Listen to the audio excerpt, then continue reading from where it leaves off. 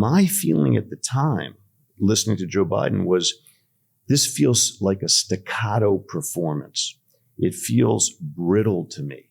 And not just because he was debating and he has a habit, let's say, of interrupting, but because the interruptions seemed too frequent and inelegant during that debate.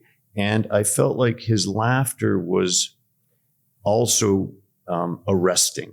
It didn't seem to me to be appropriate.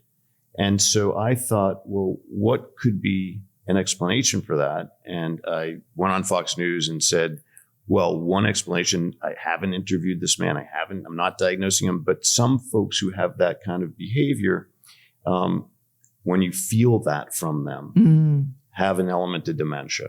So I may have been the first one in the country to say, maybe there's an element of memory loss here.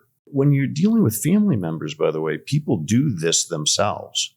It'll be a different word choice that a loved one uses, or, asking a question again. And you're like, right? But that's when you're connected with someone in an incredibly, powerful manner, and you're perhaps seeing them a lot of the time. When you train as a psychiatrist, again, you're listening to yourself listening. And another example would be folks who have subtle seizure disorders. We're taught to think of them as potentially sticky. What does that mean? It means that if you feel like you can't detach from someone, then it might not just be that they are insistent people during a discussion where you're like, I think we're done with this discussion, but it seems to be going on forever.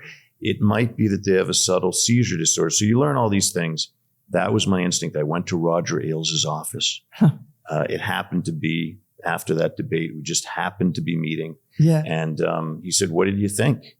I said, well, I'm a little worried that he could be suffering an impairment. What do you think was wrong with him at the end? I mean, we saw him freeze in that final debate. What was going on in his head then? Was that a seizure?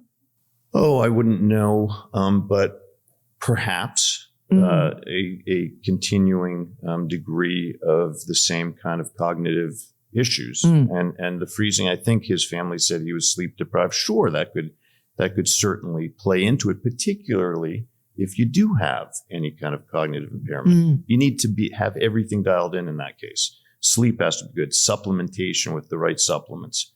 Your health has to be tip-top shape so that your neurological status isn't impacted by other bodily functions. So I wouldn't know exactly, but it wasn't surprising to me because I saw it way back when.